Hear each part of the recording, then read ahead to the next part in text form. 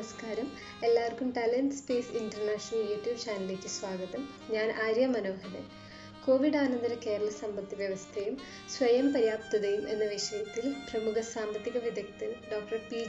James talent space international YouTube ചാനലിലൂടെ പ്രേക്ഷകരുമായി സംവദിക്കുന്നതിൻ്റെ രണ്ടാം ഭാഗം. സബ്സ്ക്രൈബ് ചെയ്ത് അഭിപ്രായം അറിയിക്കുക. ഈ പൊതു പശ്ചാത്തലത്തിലാണ് 90-കൾ മുതൽ നവ ഉദാരവൽക്കരണം കടന്നു വരുന്നത്. അപ്പോൾ നവ ഉദാരവൽക്കരണം വന്നതോടുകൂടി ഇന്ത്യയിൽ ഇവിടെ റാവു മൻമോഹൻ ഭരണം വന്നു. അതിൻ്റെ തുടർച്ചയായിട്ട് രാജ്യമെങ്ങും ഈ ക്ഷേമരാഷ്ട്ര നയങ്ങളെല്ലാം തന്നെ കൈയൊഴിച്ചു. അപ്പോൾ ഈ ക്ഷേമരാഷ്ട്ര നയങ്ങൾ കൈയൊഴിയപ്പെട്ടതോടുകൂടി കേരളത്തിൻ്റെ ഈ കേരള മോഡൽ, അതിനാധാരമായ പൊതു വിദ്യാഭ്യാസം, പൊതുജനാരോഗ്യം, പൊതുവിതരണം, ഇതൊക്കെ തന്നെ നിലനിൽക്കാവുന്ന ഒരു പരിതോവസ്ഥ ഇല്ലാതായി. ഈ സാഹചര്യത്തിലാണ് അഖിലേന്ത്യാ നയങ്ങളുടെ തുടർച്ചയായിട്ട് കേരളത്തിലും ഇതേ നയങ്ങൾ തന്നെ ആവിഷ്കരിക്കുകയുണ്ടായി. കേരളത്തിൻ്റെ ഇപ്പം വിദ്യാഭ്യാസ മേഖലയിൽ സ്വാശ്രയ വിദ്യാഭ്യാസം ശക്തിപ്പെടുന്നു. ആരോഗ്യ മേഖലയിൽ സ്വകാര്യ മൂലധനം വലിയ തോതിൽ കടന്നു കയറുന്നു. അപ്പോൾ ആ രൂപത്തിൽ, അതായത് പറഞ്ഞു വരുന്നത്, ഈ ഇവിടുത്തെ സാഹചര്യങ്ങൾക്ക് അനുസൃതമായിട്ട് വിദ്യാഭ്യാസ കച്ചവടം, പ്രൊഫഷണൽ കോളേജുകളൊക്കെ തന്നെ വളർന്നു വരുന്ന കാര്യങ്ങൾ, വിദ്യാഭ്യാസ മാഫിയ വളർന്നു വരുന്നു, ആരോഗ്യ മാഫിയ വളർന്നു വരുന്നു, വലിയ തോതിൽ കെട്ടിട നിർമ്മാണങ്ങൾ, വൻതോതിൽ ഫ്ലാറ്റുകളൊക്കെ തന്നെ നിർമ്മിക്കുന്നു. ഉദാഹരണം പറഞ്ഞു കഴിഞ്ഞാൽ ഇപ്പൊ തന്നെ ഏതാണ്ട് 12 ലക്ഷം കെട്ടിടങ്ങൾ കേരളത്തിൽ ഉപയോഗിക്കാതെ കിടപ്പുണ്ടെന്നാണ് പറയുന്നത്. ആ 12 ലക്ഷം കെട്ടിടങ്ങളിൽ 5 മുറികളിൽ കൂടുതലുള്ളത്, 5 മുറികളിൽ കൂടുതലുള്ള 1,30,000 കെട്ടിടങ്ങളുണ്ട്. മറ്റു 4 മുറികൾ അങ്ങനെയുള്ള കെട്ടിടങ്ങളാണ് ഞാൻ ഈ പറഞ്ഞത് 12 ലക്ഷം. അതേസമയം കേരളത്തിലെ പാർപ്പിടരഹിതരുടെ എണ്ണം ഏകദേശം 12-12.5 ലക്ഷത്തോളം വരും. ആദിവാസികളും ദളിതരും മത്സ്യത്തൊഴിലാളികളും അങ്ങനെ പാർപ്പിടരഹിതരായ ഒരു വലിയ ജനവിഭാഗം കേരളത്തിലുണ്ട്. അപ്പൊ ഇതിനാവശ്യമായിട്ടുള്ള തൊഴിലാളികളൊക്കെ തന്നെ ഇതര സംസ്ഥാനങ്ങളിൽ നിന്ന് വന്നു. അന്തർ സംസ്ഥാന തൊഴിലാളികളുടെ ഒരു വലിയ പ്രദേശമായി കേരളം, അവരുടെ തൊഴിൽ മേഖലയായിട്ട് കേരളം മാറുന്നു. ഇപ്പൊ ഇവിടുന്ന് ഗൾഫ് രാജ്യങ്ങളിൽ 35 ലക്ഷം പേര് പ്രവാസികൾ ഗൾഫിൽ പണിയെടുക്കുന്നുണ്ടെങ്കിൽ ഏതാണ്ട് അത്രയും ആളുകൾ ഇവിടെ കേരളത്തിൽ ഒരു ഘട്ടത്തിൽ ഈ അന്തർ സംസ്ഥാന തൊഴിലാളികൾ ഇവിടെ പണിയെടുക്കുന്നുണ്ടായിരുന്നു. 17,000 കോടി രൂപയോളം ഒരു വർഷം കേരളത്തിൽ നിന്ന് ഇവര് മറ്റ് സംസ്ഥാനങ്ങളിലേക്ക് വന്ന ബംഗാൾ, ബീഹാർ, UP, അങ്ങനെയുള്ള ഒഡീഷ, അങ്ങനെയുള്ള സംസ്ഥാനങ്ങളിലേക്കൊക്കെ തന്നെ അയക്കുന്ന ഒരു സാഹചര്യം ഉണ്ടായി. അപ്പൊ കേരളം എന്ന് പറഞ്ഞാൽ വളരെ വ്യത്യസ്തമായ, നമ്മൾ കാണുന്ന ഒരു സാഹചര്യം ആയിരുന്നില്ല 90-കൾ മുതൽ. അപ്പം വൻതോതിൽ ഈ കോർപ്പറേറ്റുകളെ ആശ്രയിച്ചുകൊണ്ട് PPP പ്രോജക്റ്റുകൾ, പബ്ലിക് പ്രൈവറ്റ് പാർട്ണർഷിപ്പുകൾ, അടിസ്ഥാന സൗകര്യ മേഖലകളിൽ വൻതോതിൽ ഈ രൂപത്തിൽ, അത് കോർപ്പറേറ്റുകൾക്ക് വൻതോതിൽ ലാഭം കൊയ്യാവുന്ന ഒരു മേഖലയാണ് PPP പ്രോജക്റ്റുകൾ. അപ്പൊ എല്ലാ അടിസ്ഥാന നിർമ്മാണ മേഖലയിലേക്കും PPP പ്രോജക്റ്റുകൾ വരുന്നു. അപ്പൊ ഇതിന് ആനുപാതികമായിട്ട് സ്വകാര്യ കോർപ്പറേറ്റ് ശക്തികൾ സമ്പദ്ഘടനയിൽ ശക്തിപ്പെടുകയുണ്ടായി. എന്നാൽ സർക്കാരിനെ സംബന്ധിച്ചിടത്തോളം അതിന്റെ വിഭവ സമാഹരണത്തിൽ കാര്യമായ വർധനവുണ്ടായില്ല. കാരണം ഈ മേഖലയൊന്നും ഫലപ്രദമായി നികുതി ചുമത്തുന്ന ഒരു സംവിധാനം ഇല്ലായിരുന്നു. ക്വാറി, ആയിരക്കണക്കിന് ക്വാറികൾ, അതായത് നിയമവിരുദ്ധമായ ക്വാറികൾ തന്നെ. അപ്പൊ അതൊന്നും തന്നെ കൃത്യമായൊരു നികുതി സംവിധാനങ്ങളുടെ അതിൽ വന്നിരുന്നില്ല. അപ്പൊ ഇതടക്കമുള്ള വളരെ ഗുരുതരമായ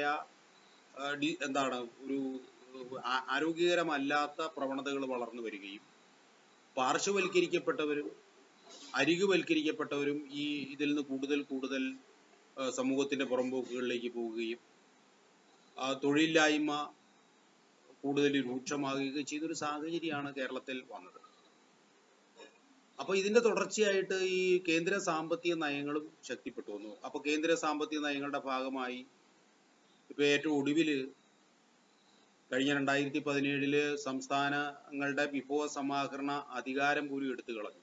60% സംസ്ഥാനങ്ങളുടെ വരുമാനം ലഭ്യമാകുന്ന സെയിൽസ് ടാക്സ് അടക്കമുള്ള ഇപ്പൊ കേരളം പോലെയുള്ള പ്രദേശങ്ങളിൽ അപ്പൊ ആഭ്യന്തര വിഭവ സമാഹരണം തന്നെ അസാധ്യമാക്കുന്ന തരത്തിൽ GST കടന്നു വരുന്നു.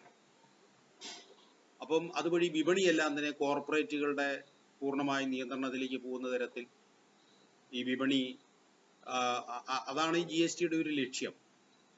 കാരണം സംസ്ഥാനങ്ങളുടെ ഈ വിഭവ സമാഹരണ അധികാരം എടുത്തു കളയുകയും ഒരു അഖിലേന്ത്യാ അടിസ്ഥാനത്തിൽ ഒരു നികുതി വരുന്നതോടുകൂടി സാധനങ്ങളുടെ വില നിർണ്ണയിക്കുന്ന കോർപ്പറേറ്റുകളാണ്, കോർപ്പറേറ്റ് കുത്തകളും കമ്പനികളുമാണ്. അവർ നിർണ്ണയിക്കുന്ന വിലകളുടെ മുകളിലാണ് GST വരുന്നത്. അപ്പൊ വില നിർണ്ണയ അധികാരം അവർക്ക് കൊടുക്കുകയും അതിന് മുകളിൽ GST, ഇപ്പൊ GST വന്നു കഴിഞ്ഞാൽ സാധനങ്ങളുടെ വില കുറയുന്നൊക്കെയായിരുന്നു പൊതുവിൽ ചർച്ച ചെയ്തിരുന്നത്. പക്ഷെ അങ്ങനെയല്ല. GST വന്നതോടുകൂടി സാധനങ്ങളുടെയും ഉപഭോക്താക്കളുടെയും വിലയിൽ ഒരു കുറവ് ഉണ്ടായില്ലെന്ന് മാത്രമല്ല, സംസ്ഥാന ഗവൺമെന്റിന്റെ ഫെഡറൽ വിഭവ സമാഹരണ അവകാശം പോലും ഇല്ലാതായി. അപ്പൊ ഇവിടുത്തെ സർക്കാർ തന്നെ, ഇപ്പം ഇടതുപക്ഷ സർക്കാർ തന്നെ, ഇടതുപക്ഷമെന്ന് അവകാശപ്പെടുന്ന സർക്കാർ തന്നെ GSTയുടെ ഏറ്റവും വലിയ വക്താവായി മാറുകയും ചെയ്തു. അതിന് പറഞ്ഞത് GST വന്നു കഴിഞ്ഞാൽ കേരളം ഒരു ഉപഭോഗ സംസ്ഥാനമാണ്. അപ്പോൾ ഉപഭോഗ സംസ്ഥാനം ആയതുകൊണ്ട് കേരളത്തിന് കൂടുതൽ നികുതി കിട്ടും, കൂടുതൽ വിഹിതം കിട്ടുമെന്നാണ്. ഫലത്തിൽ സംഭവിച്ചത് നേരെ തിരിച്ചാണ്. അപ്പോൾ ഈ നേരത്തെ ഉണ്ടായിരുന്ന നികുതി വരുമാനം പോലും ലഭിച്ചില്ലെന്ന് മാത്രമല്ല, കേന്ദ്രത്തിന്റെ സംസ്ഥാനത്തിന് കൊടുക്കേണ്ട കേന്ദ്ര വിഹിതം പോലും കിട്ടാതെ ഇപ്പൊ ഈ കഴിഞ്ഞ 20 ലക്ഷം കോടി രൂപയുടെ പാക്കേജ് പ്രഖ്യാപിച്ചിട്ട് ഈ GST വിഹിതം ഇതുവരെ കൊടുക്കാൻ തീരുമാനിച്ചിട്ടില്ല. കടം വാങ്ങിക്കാനുള്ള സംസ്ഥാനങ്ങളുടെ വായ്പാ പരിധി വർദ്ധിപ്പിച്ചു. 3% നിന്ന് 5%. സ്റ്റേറ്റ് ഡൊമസ്റ്റിക് പ്രൊഡക്റ്റിന്റെ സംസ്ഥാന ആഭ്യന്തര ഉൽപാദനത്തിന്റെ 3% നിന്ന് 5% വായ്പാ പരിധി വർദ്ധിപ്പിച്ചു. അതിന്റെ ഉപാധികൾ എന്ന് പറഞ്ഞാൽ എല്ലാ മേഖലയിലും സ്വകാര്യവൽക്കരണം, കോർപ്പറേറ്റ് മൂലധനത്തിന് എല്ലാവിധ സൗകര്യങ്ങളും, ഈസ് ഓഫ് ഡൂയിങ് ബിസിനസ്, നിക്ഷേപ സൗഹൃദമാക്കണം. അപ്പൊ ആ രൂപത്തിലുള്ള ഒരു കാര്യങ്ങളാണ് വന്നിട്ടുള്ളത്. അപ്പൊ ഇതുവഴി ഇപ്പൊ സംസ്ഥാനത്തെ സംബന്ധിച്ചിടത്തോളം, ഇന്ന് കേരളത്തെ സംബന്ധിച്ചിടത്തോളം കേരളത്തിന്റെ കടം UDF സർക്കാർ അധികാരത്തിൽ നിന്ന് പോകുമ്പോൾ ഏകദേശം 1.5 ലക്ഷം കോടി രൂപയായിരുന്നു. ഇന്നിപ്പോ അത് ഇപ്പോൾ തന്നെ 2.5 ലക്ഷം കോടി രൂപ കഴിഞ്ഞു. ഇപ്പൊ ഈ ഗവൺമെന്റ് പോകുന്ന സന്ദർഭത്തിൽ, ഈ ഗവൺമെന്റ് ഭരണം കഴിയുമ്പോൾ ഏതാണ്ട് 3 ലക്ഷം കോടി രൂപയിലധികം കേരളത്തിന്റെ ഈ പൊതുക്കടം വർദ്ധിക്കാൻ പോവുകയാണ്. ഒരു കേരളീയന്റെ, ഒരു ജനിച്ചു വീഴുന്ന ഓരോ കുട്ടിയുടെയും തലയിൽ ഏതാണ്ട് 80,000 രൂപ കടക്കാരിയാണ്.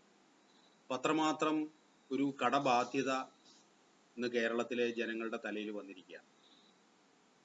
അപ്പൊ ഒരു ഭാഗത്ത് ഈ GST വന്നതോടുകൂടി സംസ്ഥാനത്തിന്റെ വിഭവ സമാഹരണ സാധ്യതകൾ അവസാനിച്ചപ്പോൾ അതിന്റെ വരുമാനമൊക്കെ ഇടിഞ്ഞതോടുകൂടി ഇപ്പോ അവിടെയാണ് ഈ കിഫ്ബി എന്ന് പറഞ്ഞൊരു സംവിധാനം. അതായത് പൂർണ്ണമായിട്ടും ബജറ്റിന് പുറത്ത് സ്വകാര്യ മൂലധന കേന്ദ്രങ്ങളെ ആശ്രയിച്ചുകൊണ്ട്, വിദേശ കേന്ദ്രങ്ങളെ ആശ്രയിച്ചുകൊണ്ട് വായ്പ, അതുപോലെ വിഭവ സമാഹരണം കണ്ടെത്തിക്കൊണ്ട് PPP അടിസ്ഥാനത്തിൽ ഇത്തരം അതായത് സ്വകാര്യ കമ്പോള തത്വങ്ങളുടെ അടിസ്ഥാനത്തിൽ അടിസ്ഥാന സൗകര്യ മേഖലകൾ വികസിപ്പിച്ചു കൊണ്ടുവരിക. അപ്പൊ അതൊക്കെ തന്നെയാണ് പൊതുവിൽ ഇപ്പം ഇവിടെ നിർമ്മാണ മേഖലയിൽ, അടിസ്ഥാന സൗകര്യ മേഖലയിലൊക്കെ തന്നെ നടക്കുന്നത്. നമുക്കറിയാം, ഇങ്ങനെയൊരു സാഹചര്യമാണ് ഈ കോവിഡ് വരുമ്പോൾ കേരളത്തിൽ നിലനിൽക്കുന്നത്. വലിയ തോതിലുള്ള ഒരു ആഭ്യന്തര വിഭവ സമാഹരണത്തിന്റെ സാധ്യതകളെല്ലാം തന്നെ ഇല്ലാതാവുന്നു. അതേസമയം ഇപ്പോ ഇവിടുത്തെ ആദ്യം ചൂണ്ടിക്കാണിച്ചതുപോലെ ഇപ്പൊ ആഡംബര മേഖലകൾ, ഇപ്പൊ കെട്ടിടത്തിന്റെ കാര്യം പറഞ്ഞു. അപ്പൊ അതിന്റെ അടിസ്ഥാനത്തിൽ ആ രൂപത്തിലുള്ള ഒരു നികുതി വിഭവ സമാഹരണം, ഈ സമ്പന്ന വിഭാഗങ്ങളെ ഊന്നിക്കൊണ്ടുള്ള ഒരു വിഭവ സമാഹരണത്തിനെ സംബന്ധിച്ചുള്ള ഒരു ദിശ നമ്മുടെ ഈ നയങ്ങളിൽ കാണുന്നില്ല. അതല്ലെങ്കിൽ ആഡംബര വാഹനങ്ങൾ, 15% ആഡംബര വാഹനങ്ങൾ കേരളത്തിൽ വിറ്റഴിച്ചിട്ടും അതിൽ നിന്ന് സമാഹരിക്കാവുന്ന സാധ്യതകൾ ഒന്നും തന്നെ പരിശോധിക്കുന്നില്ല. സ്വർണം, ഏതാണ്ട് 2 ലക്ഷം കോടി രൂപയുടെ സ്വർണ്ണ കച്ചവടം നടക്കുന്നുണ്ടെന്നാണ് പറയുന്നത് കേരളത്തിൽ. ഇപ്പൊ ഈ കോവിഡിന് മുമ്പത്തെ കാര്യമാണ് ഞാൻ പറയുന്നത്. അപ്പൊ അതിന്റെ സംസ്ഥാന ഖജനാവിലേക്ക് കിട്ടുന്നത് ഏതാണ്ട് 400 കോടി രൂപയാണ്. ചില അനൗപചാരികമായ കണക്കുകൾ പറയുന്നത് കുറഞ്ഞ പക്ഷം ഒരു 1500 കോടി രൂപയെങ്കിലും നിസാരമായി വലിയ ബുദ്ധിമുട്ടില്ലാതെ സ്വർണ്ണ മേഖലയിൽ നമുക്ക് കണ്ടെത്താൻ കഴിയും. അതുപോലെ ക്വാറി മേഖല, ഇപ്പൊ ഈ ഭൂമി കേരളത്തിന്റെ 5.25 ലക്ഷം ഏക്കർ ഭൂമി കൈവശപ്പെടുത്തിയിരിക്കുന്ന കോർപ്പറേറ്റ് ശക്തികൾ, ഇതൊക്കെ തന്നെ വലിയ സാധ്യതകളാണ്. പക്ഷെ അതൊന്നും നമുക്ക് ഉപയോഗിക്കാനുള്ള ഒരു സംവിധാനങ്ങളില്ല. അപ്പൊ വിഭവസമാഹരണത്തിന്റെ രംഗത്ത് നമ്മൾ നേരിടുന്ന പ്രതിസന്ധി വിദേശ കേന്ദ്രങ്ങളെ ആശ്രയിച്ചുകൊണ്ട് മറികടക്കാനുള്ള ഒരു ശ്രമമാണ്. ഈ ഒരു പശ്ചാത്തലത്തിലാണ്, വളരെ ഒരു സങ്കീർണമായ ഒരു പ്രതിസന്ധി ഘട്ടത്തിലാണ് അതിന് കേന്ദ്ര സാമ്പത്തിക നയങ്ങളുടെ പങ്കുണ്ട്. സംസ്ഥാനത്തിന്റെ തന്നെ തുടർന്നു പോരുന്ന ഇവിടത്തെ നയങ്ങളും അതുപോലെ ഇവിടത്തെ വിഭവ സമാഹരണ സാധ്യതകളെ ഉപയോഗപ്പെടുത്താത്ത പ്രശ്നങ്ങളുണ്ട്. അപ്പൊ ഈ ഒരു സാഹചര്യത്തിലാണ് ഈ കോവിഡ് കടന്നു വരുന്നത്. ആദ്യം സൂചിപ്പിച്ചതുപോലെ കോവിഡ് വന്നതോടുകൂടി ഈ സമ്പദ്ഘടന തന്നെ നിശ്ചലമായി. സമ്പദ്ഘടന നിശ്ചലമായെന്ന് മാത്രമല്ല, നമ്മൾ നേരത്തെ ചൂണ്ടിക്കാണിച്ചതുപോലെ പ്രവാസികൾ അയക്കുന്ന വിഹിതം, കാരണം പ്രവാസികളുടെ ഈ വരുമാനം വളരെ ഇടിഞ്ഞു. 1 ലക്ഷം കോടി രൂപയോളം ശരാശരി കേരളത്തിലേക്ക് പ്രതിവർഷം വന്നിരുന്നത് വളരെ പെട്ടെന്ന് തന്നെ ഇപ്പോൾ ഈ കഴിഞ്ഞ ഏതാനും മാസങ്ങൾ, 1-2 മാസങ്ങൾ കൊണ്ട് തന്നെ വന്നിട്ടുള്ള കണക്ക് 25% അതിന്റെ ഇടിവ് വരുമെന്നാണ്. ഗൾഫ് രാജ്യങ്ങളിൽ പണിയെടുക്കുന്ന മലയാളികളെ സംബന്ധിച്ചിടത്തോളം പലർക്കും പണിയില്ല. ഉള്ളവർ തന്നെ കുറഞ്ഞ കൂലിക്ക് പണിയെടുക്കാൻ ബാധ്യസ്ഥരാകുന്നു. എണ്ണ സമ്പദ്ഘടന തകർന്നു. ഈ അടുത്ത കാലത്ത് നമ്മൾ കേട്ടു, അമേരിക്കൻ എണ്ണ അവധി വ്യാപാര വിപണിയിൽ 0-ൽ താഴെ വില എത്തി. അപ്പം ഇത് ആഗോള തലത്തിൽ തന്നെ എണ്ണയിൽ അധിഷ്ഠിതമായ സമ്പദ്ഘടന വലിയൊരു പ്രതിസന്ധിയിലേക്ക് പോവുകയാണ്. എണ്ണയ്ക്ക് പകരം സൗരോർജം, മറ്റ് പാരമ്പര്യേതര ഊർജ മേഖലകളൊക്കെ തന്നെ വളർന്നു വരുന്നു. അപ്പൊ അതിന്റെ ഭാഗമായി ഗൾഫ് ബൂം, ഗൾഫിലെ ഇത്തരം, അതായത് വിദേശ തൊഴിലാളികളെയൊക്കെ ആശ്രയിച്ചുകൊണ്ട് നിന്നിരുന്ന സാഹചര്യങ്ങൾ ഇല്ലാതായി. അതിനു മുമ്പ് തന്നെ സ്വദേശിവൽക്കരണം, അതുപോലെ തന്നെ മൊത്തത്തിൽ 2008 മുതലുണ്ടായ ലോകവ്യാപക സാമ്പത്തിക പ്രതിസന്ധിയുടെയൊക്കെ ഫലമായി വലിയ തോതിൽ പ്രതിസന്ധി ഉണ്ടായിരുന്നു. പക്ഷെ അതൊക്കെ തന്നെ ഈ കോവിഡ് വന്നതോടുകൂടി വളരെ ഗുരുതരമായ ഒരു അവസ്ഥയിലേക്ക് ഗൾഫ് മാറി. അതിന്റെ ഭാഗമായിട്ട് പ്രവാസികൾ നമ്മൾ നേരത്തെ കരുതിയിരുന്ന ഈ പ്രതിസന്ധിയൊക്കെ ആകുന്നതിന് മുമ്പ് തന്നെ തിരിച്ചുവരവ് തുടങ്ങിയിരുന്നു. അപ്പോൾ ഇപ്പോ ഏതാണ്ട് പ്രതിവർഷം 1 ലക്ഷം 1-2 ലക്ഷം പേരൊക്കെ തിരിച്ചു വരികയും തിരിച്ചു പോകാത്തൊരു സാഹചര്യം ഉണ്ടായി. ഇപ്പോൾ മനസ്സിലാകുന്നത് അടുത്ത 1-2 വർഷങ്ങൾക്കുള്ളിൽ ഏതാണ്ട് 10 ലക്ഷത്തോളം ആളുകൾ പ്രവാസ ജീവിതം അവസാനിപ്പിച്ച് മറ്റ് യാതൊരു സാധ്യതയില്ലാതെ, അതായത് ഉപജീവനം തന്നെ ബുദ്ധിമുട്ടായി കേരളത്തിലെ ഒരു സാമൂഹിക വിഭാഗമായി മാറുന്ന അവസ്ഥയിലേക്ക് എത്താൻ പോവുക. അതായത് കേരളത്തിലെത്തിയാൽ അവർക്ക് പലർക്കും പാർപ്പിടം ഉണ്ടാകണമെന്നില്ല, പലർക്കും ഭൂമി ഉണ്ടാകണമെന്നില്ല. ഇവിടെ തന്നെ കേരളം അതിന്റെ ചരിത്രത്തിലെ ഏറ്റവും വലിയൊരു പ്രതിസന്ധിയിലൂടെ, സാമ്പത്തിക പ്രതിസന്ധിയിലൂടെ കടന്നു പോകുന്ന ഒരു സന്ദർഭത്തിലാണ് ഇതുപോലൊരു ഈ കേരളത്തെ, ഈ കേരള മോഡലടക്കം, നമുക്കറിയാം കേരള മോഡലൊക്കെ ഇന്ന് പ്രസക്തിയില്ല. അതിനൊക്കെ നവോദാരവൽക്കരണം വന്നപ്പോൾ അതെല്ലാം തന്നെ അപ്രസക്തമായി പോയി. ഇന്നെല്ലാം സ്വകാര്യവൽക്കരണത്തിന്റെ ഒരു കാലത്താണ് നമ്മൾ കഴിയുന്നത്. മറ്റ് ചില മേഖല, ഈ പരമ്പരാഗതമായ ഇപ്പൊ നമ്മൾ പൊതുജനാരോഗ്യം, പൊതുവിദ്യാഭ്യാസം അതൊക്കെ തന്നെ നിലനിൽക്കുന്നുണ്ട്. പക്ഷെ അതെല്ലാം തന്നെ വളരെ ദുർബലമായൊരു അവസ്ഥയിലാണ് നിൽക്കുന്നത്. അപ്പം ഈ വരുന്ന ഈ ഗൾഫ് തൊഴിലാളികൾ, മലയാളികൾ വരുമ്പോൾ അവര് കൂടി അവരുടെ അധ്വാനത്തോടിന്റെ ഫലമായി ഇവിടെ ഉയർത്തി കൊണ്ടുവന്ന ഈ കേരള മോഡൽ അത് തകർന്നു എന്ന് മാത്രമല്ല, കേരളം അതിന്റെ ചരിത്രത്തിലെ ഏറ്റവും വലിയൊരു സാമ്പത്തിക പ്രതിസന്ധിയിലേക്ക് പോകുമ്പോഴാണ് ഈ പ്രവാസികൾ തിരിച്ചു വരേണ്ടി വന്നിരിക്കുന്നത്.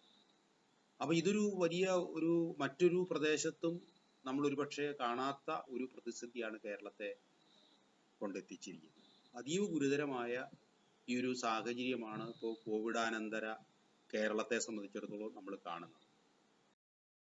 ഈ ഒരു പൊതു പശ്ചാത്തലത്തിൽ കോവിഡാനന്തരം കേരളത്തിന്റെ സാമ്പത്തിക പ്രശ്നങ്ങൾ എന്തായിരിക്കും, എന്ത് നിലപാടാണ് നമ്മൾ എടുക്കേണ്ടതെന്ന് പറയുമ്പോൾ ആലോചിക്കുമ്പോൾ വളരെ സങ്കീർണമായൊരു സ്ഥിതിവിശേഷമാണ്.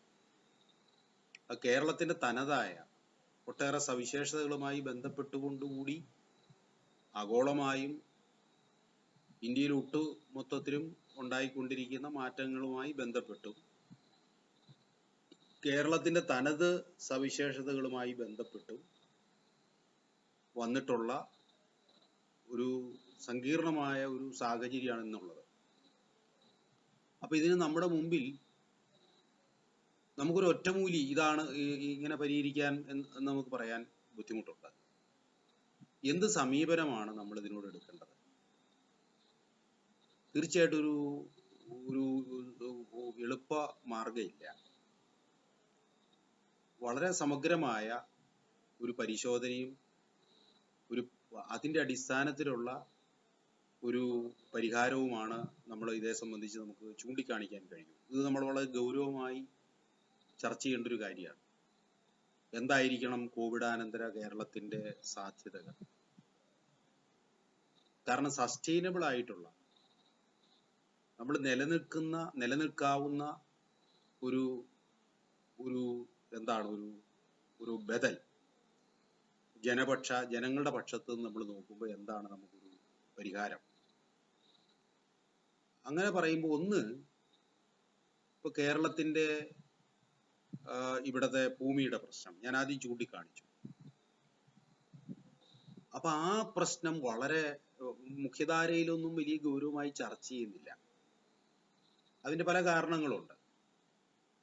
അപ്പം ഇപ്പം ഈ ഗൾഫിൽ നിന്ന് വരുന്ന പ്രവാസം കഴിഞ്ഞു വരുന്ന സഹോദരന്മാരും സഹോദരിമാരും അടക്കം എങ്ങനെ ഈ പുനരധിവസിപ്പിക്കും? അപ്പൊ ഇവിടെയുള്ള സാധ്യതകളെ ഉപയോഗപ്പെടുത്തിക്കൊണ്ട് നമുക്കത് ചെയ്യാൻ കഴിയും. അപ്പോൾ ഈ ഭൂമി ആവശ്യമുള്ളവർക്ക് ഭൂമി കൊടുക്കേണ്ടി വരും, കൃഷി ചെയ്യാൻ തയ്യാറാകുന്നവർക്ക് കൃഷി സംവിധാനങ്ങൾ ഒരുക്കേണ്ടി വരും. അപ്പൊ അതടക്കമുള്ള കാര്യങ്ങൾ ഇവിടെ തന്നെ നിലനിൽക്കുന്ന പാർശ്വവൽക്കരിക്കപ്പെട്ട ലക്ഷക്കണക്കിന് ജനവിഭാഗങ്ങളുണ്ട്.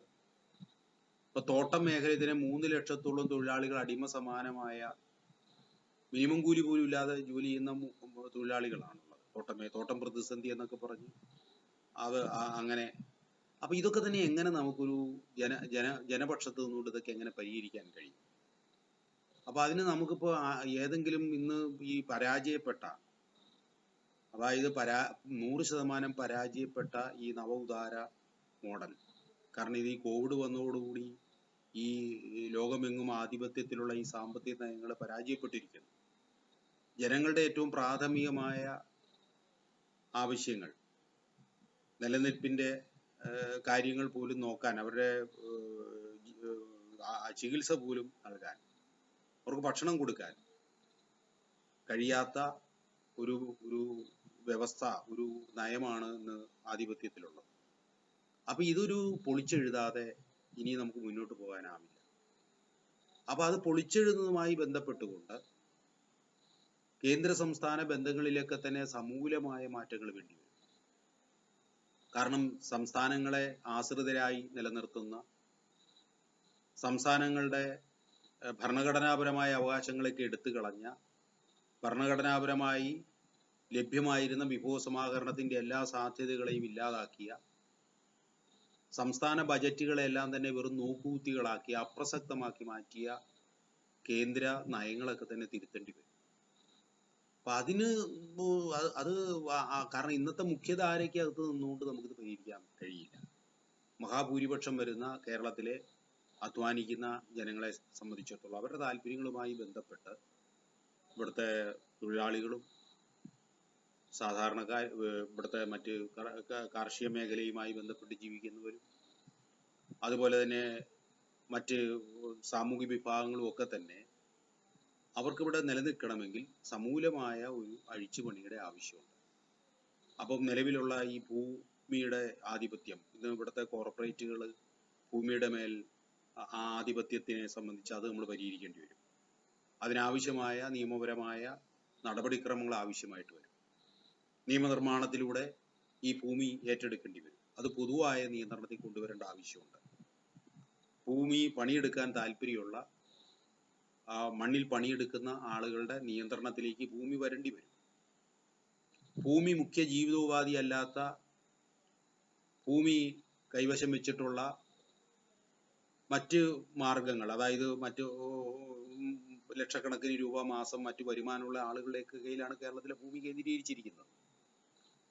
ഇതൊക്കെ തന്നെ നമ്മൾ പരിശോധിക്കേണ്ടി വരും. കാരണം ഈ സംവിധാനത്തിലൂടെ ഇതിന് മുന്നോട്ട് പോകാൻ കഴിയില്ല. അതുപോലെ തന്നെ ഇന്ന് കേരളത്തിന്റെ പരിസ്ഥിതി, ഈ പശ്ചിമഘട്ട മേഖലകളെല്ലാം തകർത്തതിന്റെ ഫലമായി വനനശീകരണത്തിന്റെയും തണ്ണീർത്തടങ്ങൾ ഇല്ലാതായതിന്റെയും നെൽകൃഷി എല്ലാം തന്നെ അസാധ്യമായ ഇത്തരം സംവിധാനങ്ങളെല്ലാം തന്നെ നമ്മൾ തിരുത്തേണ്ടതുണ്ട്. അപ്പോൾ മുഖ്യമന്ത്രിയുടെ കൃഷിയിലേക്കൊക്കെ പോകണമെന്നൊക്കെ പറഞ്ഞ് നല്ല കാര്യമാണ്. പക്ഷെ ഭൂമി എവിടെയാ? ഭൂമിയൊക്കെ ഇരിക്കുന്ന മറ്റ് കൃഷിയുമായി യാതൊരു ബന്ധമില്ലാത്ത കോർപ്പറേറ്റ് മാഫിയ ശക്തികളുടെ കയ്യിലാണ്. അപ്പൊ ആ ഭൂമിയൊക്കെ തന്നെ ഇവിടെ സമൂഹത്തിന്, അത് ഇവിടുത്തെ പ്രാദേശികമായ ജനങ്ങളുടെ മുൻകൈ പ്രവർത്തനങ്ങൾക്ക് സഹായകരമാകുന്ന ജനകീയമായ നിയന്ത്രണത്തിലേക്ക് വരേണ്ടി വരും. അതിനുള്ള നിയമപരമായ സംവിധാനങ്ങൾ ഉണ്ടാക്കേണ്ടി വരും. ഇവിടെ തന്നെ ആവശ്യത്തിന് നമുക്ക് ഭക്ഷണം ഉണ്ടാക്കാൻ കഴിയും. കേരളത്തിന് ആവശ്യമുള്ള ഭക്ഷ്യധാന്യം ഇവിടെ ഉൽപ്പാദിപ്പിക്കാൻ കഴിയും. കേരളത്തിന് ആവശ്യമുള്ള പച്ചക്കറി നമുക്ക് ഉണ്ടാക്കാൻ കഴിയും. അപ്പൊ അതിനൊക്കെ ആവശ്യമായിട്ടുള്ള രാഷ്ട്രീയമായ പരിഹാരങ്ങളാണ് ആവശ്യം. രാഷ്ട്രീയമായ പരിഹാരങ്ങൾ വേണ്ടിവരും. അപ്പൊ അതോടൊപ്പം തന്നെ ഇവിടുത്തെ തൊഴിലില്ലായ്മയുടെ പരിഹാരവുമായി ബന്ധപ്പെട്ടുകൊണ്ട് നമുക്കിപ്പോ വിദേശ ഔട്ട്സോഴ്സിങ്ങിനെ ആശ്രയിക്കുന്ന, അതായത് വിദേശ കമ്പനികളുടെ ആവശ്യത്തിന്റെ അടിസ്ഥാനത്തിൽ പ്രവർത്തിക്കുന്ന കുറച്ച് IT മാത്രം ആശ്രയിച്ചുകൊണ്ട് ഇവിടുത്തെ ചെറുപ്പക്കാർക്ക് നിലനിൽക്കാനാവില്ല. അതുപോലെ തന്നെ നമുക്ക് വിദേശ തൊഴിൽ സാധ്യതകളൊക്കെ തന്നെ പുതിയ ലോക സാഹചര്യത്തിൽ കുറയാൻ പോവുകയാണ്. ആഗോളവൽക്കരണത്തിന്റെ ആ രൂപത്തിലുള്ള തൊഴിലവസരങ്ങൾ സൃഷ്ടിക്കുന്ന തരത്തിലുള്ള ഒരു ദിശയിലേക്കല്ല കാര്യങ്ങൾ പോകുന്നത്. പുതിയ ലോകക്രമത്തിൽ കോർപ്പറേറ്റുകളുടെ ആധിപത്യം കാരണം ആഗോളതലത്തിൽ ഇടതുപക്ഷം ദുർബലമായിരിക്കുകയും ഒരു ബദൽ മുന്നോട്ട് വയ്ക്കാൻ കഴിയാതെ വരികയും ചെയ്യുന്ന, അല്ലെ അത്തരം ഒരു സാധ്യത ഉയർന്നു വരാത്തിടത്തോളം കാലം ഈ ആഗോളമായിട്ട് ഈ കോവിഡിന്റെ പശ്ചാത്തലത്തിൽ അമേരിക്ക ദുർബലമായാലും ആഗോള മൂലധനം, കോർപ്പറേറ്റുകൾ കൂടുതൽ അവരുടെ സമ്പത്ത് കേന്ദ്രീകരിച്ചുകൊണ്ടിരിക്കുകയാണ്. അപ്പൊ അത് തൊഴിലവസരങ്ങൾ കുറയുകയും പുതിയ സാങ്കേതിക വിദ്യകളുടെയൊക്കെ സാധ്യതകൾ ഉപയോഗപ്പെടുത്തിക്കൊണ്ട്, ഡിജിറ്റൈസേഷനൊക്കെ ഉപയോഗപ്പെടുത്തിക്കൊണ്ട് പരമാവധി തൊഴിലുകൾ കുറയ്ക്കുകയും ലാഭം വർദ്ധിപ്പിക്കുകയും ചെയ്യുന്ന ഒരു സമീപനമാണ് ആഗോളതലത്തിൽ മുന്നോട്ട് വെക്കപ്പെടാനുള്ള സാധ്യത. നമ്മുടെ രാജ്യത്തും ഇവിടുത്തെ തീവ്ര വലത് നയങ്ങൾ നടപ്പാക്കുന്ന ഇവിടുത്തെ കേന്ദ്ര ഭരണം അത് തന്നെയായിരിക്കും നടപ്പാക്കുന്നത്. കേരളത്തെ സംബന്ധിച്ചിടത്തോളം നമുക്ക് അഖിലേന്ത്യാ അടിസ്ഥാനത്തിൽ നടക്കേണ്ട മാറ്റങ്ങളുമായി ബന്ധപ്പെട്ടുകൊണ്ട് മാത്രമേ നമുക്ക് കാര്യങ്ങളെ ബന്ധിപ്പിക്കേണ്ടി വരും. നമ്മൾ കേരളത്തിൽ മാത്രം നടക്കേണ്ട ഒരു കാര്യമല്ല അത്. അതേസമയം തന്നെ കേരളത്തിലെ നമ്മളൊരു സമീപനം മുന്നോട്ട് വയ്ക്കേണ്ടി വരും. ഇവിടുത്തെ പരിസ്ഥിതി സൗഹൃദമായ, ഇവിടുത്തെ പരിസ്ഥിതിയെ സംരക്ഷിക്കുകയും ഭക്ഷ്യകൃഷിയെ ഊന്നൽ കൊടുക്കുന്ന, ഭക്ഷണത്തിനെങ്കിലും നമ്മൾ മറ്റ് പ്രദേശത്തെ ആശ്രയിക്കുന്ന അവസ്ഥ ഒഴിവാക്കുന്ന, അതുപോലെ കൃഷിയും വ്യവസായവും തമ്മിലുള്ള ബന്ധത്തെ ഉറപ്പിക്കുന്ന കാർഷിക അനുബന്ധ വ്യവസായങ്ങളെ ഊന്നുന്ന, അപ്പൊ ആ രൂപത്തിലുള്ള ഒരു പ്രക്രിയയിലൂടെയാണ് നമുക്കിത് മറികടക്കാൻ കഴിയും. അപ്പൊ ഇവിടെയുള്ള സാധ്യതകളെ ഫലപ്രദമായി ഉപയോഗിക്കുകയും ഇവിടുത്തെ വിശാല ജനവിഭാഗങ്ങൾ, അതായത് പാർശ്വവൽക്കരിക്കപ്പെടുന്ന പെട്ടുകഴിഞ്ഞ, ഇപ്പൊ പുതിയ പാർശ്വവൽക്കൃതരായ വരുന്ന ഗൾഫിലെ റിട്ടേണികൾ അടക്കമുള്ള ആളുകളെല്ലാം ഉൾപ്പെടുത്തിക്കൊണ്ടുള്ള ഒരു സമഗ്രമായ ജനപക്ഷ ഒരു വികസന കാഴ്ചപ്പാടാണ് നമ്മൾ വളർത്തിക്കൊണ്ടുവരേണ്ടത്. അതിന്റെ വിശദാംശങ്ങൾ ഇവിടെ നമ്മുടെ ഈ പരിമിതമായ സമയത്ത് നമുക്ക് ചർച്ച ചെയ്യാനായിട്ട് ബുദ്ധിമുട്ടുണ്ട്.